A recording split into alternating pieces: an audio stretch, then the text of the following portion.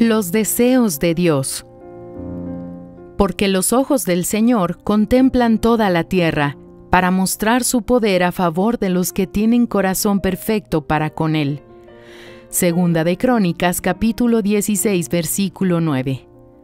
Imagínese a Dios ávido para mostrar su poder en la vida de alguien, buscando ininterrumpidamente, contemplando con sus ojos toda la tierra, con el intento de encontrar a alguien que tenga el corazón totalmente de Él.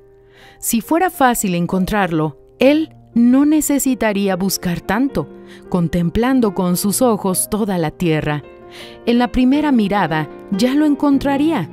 Si no era fácil en aquel tiempo, imagínese ahora. Sin embargo, Él continúa buscando. Él quiere mostrar su poder en la vida de alguien. ¿Ya pensó eso? Dios quiere mostrar su poder en su vida. Esa es su voluntad. Pero para eso, su corazón tiene que ser totalmente de Él. Totalmente es totalmente. No es 90% de Él y un pedazo para su madre, un pedazo para su hijo, un pedazo para su dinero. No, es totalmente de Él. Totalmente entregado a su voluntad. Con el propio Dios queriendo mostrar su poder en su vida, ¿quién lo detendrá? Entonces, puede tener la certeza, usted va a vencer.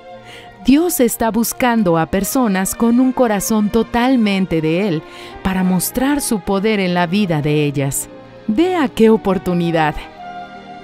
Fragmento del libro El pan nuestro para 365 días del obispo Edir Macedo.